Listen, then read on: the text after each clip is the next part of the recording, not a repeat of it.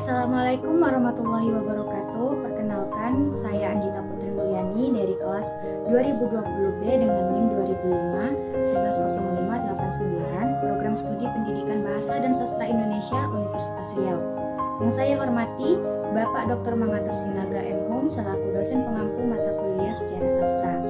Di kesempatan kali ini saya akan membawakan cerita rakyat dari Riau, tepatnya di daerah Rokan Hulu dengan judul Asal-usul nama Sungai Tapung. Tapi sebelum itu, teman-teman semua harap like dan subscribe untuk mendukung channel saya. Terima kasih, selamat menyaksikan.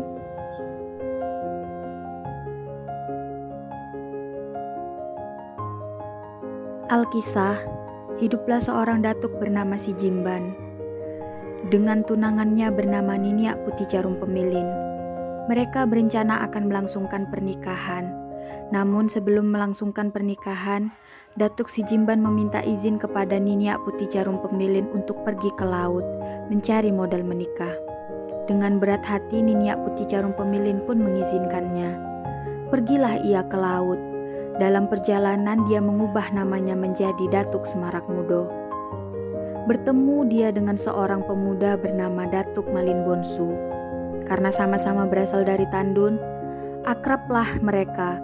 Dan Datuk Semarak Mudo menceritakan semua kisah tentangnya, termasuk tentang tunangannya Niniak Putih Jarum Pemilin, seorang gadis yang dikenal sebagai gadis tercantik di Tandun. Karena rasa penasarannya, Datuk Malin Bonsu memutuskan untuk pergi ke Tandun seorang diri menemui Niniak Putih Jarum Pemilin. Sampailah dia ke kampung halaman Datuk Semarak Mudo. Dan di sana dia bertemu dengan Niniak Putih Jarum Pemilin. Betapa terpesonanya dia oleh kecantikan Niniak Putih Jarum Pemilin. Maka dari itu timbullah niat jahat dan akal liciknya. Dia menghasut dan terus mendekati Niniak Putih Jarum Pemilin, mengatakan bahwa tunangannya Datuk Semarak Mudo sudah meninggal dunia.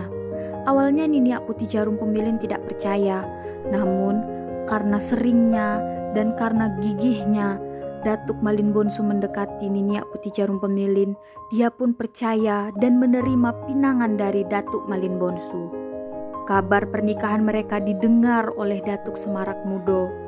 Dengan rasa kecewa dan rasa dikhianati oleh teman dan tunangannya, Datuk Semarak Mudo memutuskan untuk pulang kembali ke Tandun. Dia menaiki sampan supaya tidak ketahuan oleh Datuk Malin Bonsu. Supaya sampannya mengikuti arus, berjalanlah ia. Galahnya ia tancapkan ke tebing sebanyak 7 kali, dan setiap tancapan itu pula lah membentuk bekas yang berubah menjadi hulu sungai yang sekarang dikenal dengan Kuala Sungai Tujuh. Datuk Malin Bonsu mendengar kepulangan dari Datuk Semarak Mudo ke Tandun. Dia menjadi ketakutan dan dia pergi ke tebing kampung halamannya. Kemudian Datuk Semarak Mudo bertanya kepada warga, dan warga mengatakan bahwa Datuk Malin Bonsu sudah pulang ke kampung halamannya. Dia terus mengejar Datuk Malin Bonsu. Sampai berjumpalah mereka dan bertarunglah mereka. Lalu meninggallah Datuk Malin Bonsu di tangan Datuk Semarak Mudo. Setelah kematian dari Datuk Malin Bonsu, pulanglah dia kembali ke Tandun. Dia bertemu dengan Niniak Putih Jarum Pemilin. Karena rasa kecewanya, dia memutuskan untuk tidak kembali lagi ke Niniak Putih Jarum Pemilin. Dan dengan hati dan mata yang gelap, dia membunuh Niniak Putih Jarum Pemilin dengan ilmu batin. Meninggallah Niniak Putih Jarum Pemilin saat itu juga.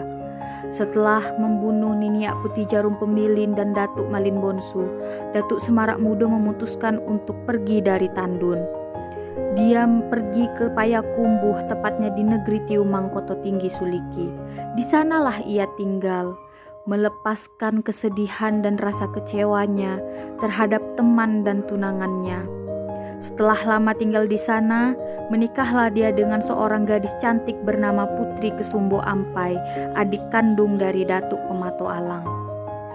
Sementara itu, tinggallah kota Tandun dengan kesedihan. Seluruh sanak Datuk Semarak Mudo dan Niniak Putih Jarum Pemilin membuang persiapan pernikahan termasuk tepung ke Sungai Batang Tembulu. menyebabkan permukaan air menjadi putih. Dan sejak itulah Sungai Batan Tembulun dikenal menjadi nama Sungai Tapung atau Sungai Tepung. Jadi fungsi dan manfaat kita mempelajari cerita rakyat atau mendengarkan cerita rakyat adalah kita bisa mengetahui asal-usul dari suatu nama tempat atau kejadian apa yang terjadi di tempat tersebut yang membuat kita penasaran hingga adanya nama atau tempat atau kejadian yang membuat kita penasaran. Lalu sebagai sarana hiburan, cerita rakyat ini dikenal sebagai sarana hiburan karena membawa kita untuk berkelana ke dimensi atau ke alam di mana kita tidak jumpai dalam kehidupan sehari-hari. Contohnya adanya kekuatan najis, adanya binatang-binatang mitos, atau adanya kekuatan-kekuatan batin seperti itu.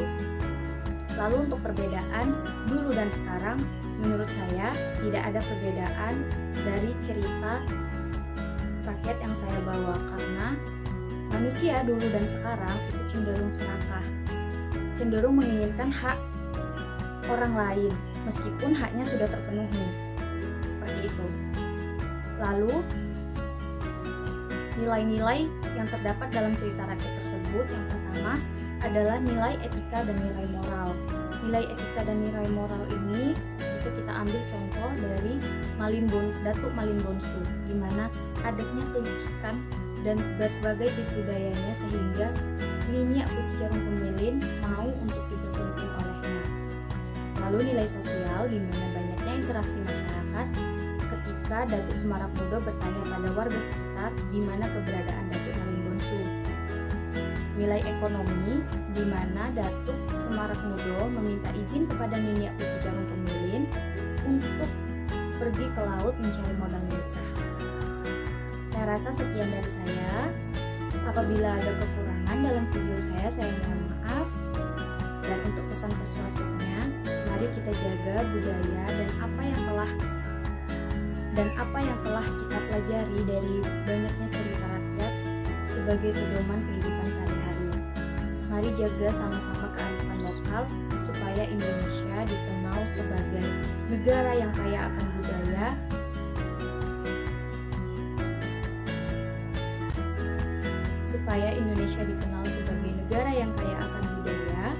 dan Indonesia dikenal sebagai negara yang menjunjung tinggi kearifan lokal dan tradisi masyarakat. Terima kasih saya ucapkan, terima kasih sudah like dan subscribe video saya. Mohon maaf apabila ada kesalahan. Wassalamualaikum warahmatullahi wabarakatuh. Sampai jumpa.